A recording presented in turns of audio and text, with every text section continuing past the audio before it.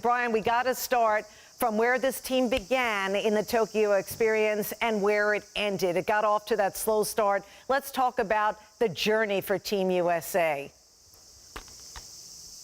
Yeah, and, in afterwards, in the locker room area, that's what the guys were talking about. Jerry Colangelo was in tears, even though this is his fourth gold. Draymond Green, who's won 3 NBA titles and, of course, won the 2016 gold, said this was so much tougher because of the crazy chemistry, rushing to get here, rushing players over on planes the day of the first game, all of the restrictions that made it so hard. And, frankly, this was a really difficult opponent. The French have a team that creates problems for the U.S., and we saw that in this game at times, but they overcame it. And they overcame it because of Kevin Durant, who may have just had one of the great days of his career, a career filled with lots of great days. The man signed a $200 million contract this morning, and this afternoon he gets his third gold medal. Yeah, I want to talk more about Kevin Durant. What a scene it was after the victory, wrapping himself with the American flag. You've talked with him. Can you put into words what winning gold and being really the best performer for Team USA in Olympic basketball, and this is just another chapter to that?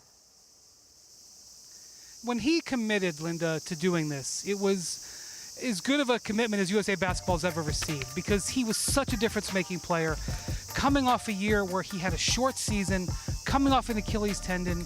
He didn't have to come here. He's got gold medals. He's got MVPs. He's got everything you could possibly want. He only came here because he loves playing for USA Basketball, because he just loves this feeling. He loves the game, and he was out of the game for a year and a half with that Achilles injury, and he doesn't want to miss anything else. And him willing to play, and then not only willing to play, but playing at this level, 21 points in the first half of this game. I mean, this first half, the French were giving the U.S. problems, and Durant kept the team afloat. Brilliant performance, a brilliant 10 days for him, and really an unimpeachable resume at this point in his career. Brian, besides Kevin Durant, what was the biggest takeaway for you about Team USA's gold medal winning performance? They were dealt a really difficult hand. They had the most talent here, okay? But the thing about it is that their talent level was reduced because they just hadn't played together. If you went back and watched the first game they played against France from just 2 weeks ago, you wouldn't even recognize the team to now. And so while they always are going to be the favorites, the other team's continuity, I know that you hear about continuity all the time, the other teams have an advantage, but in this particular set of circumstances where there was no practice, no run-up, no opportunity to get to know each other, that was really something that they had to overcome. And they did not play great team basketball that often. It's not going to go down as one of the greatest teams that's ever been representing the U.S. here in the Olympics, but it is going to go down as one of the best medals that they've ever won because of those challenges. And how about the remarkable women who go for the gold Saturday night against Japan? What should we be looking for in this matchup?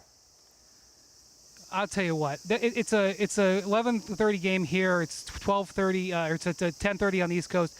Give yourself an opportunity and take a look at them. They play so well together. They're so enjoyable to watch.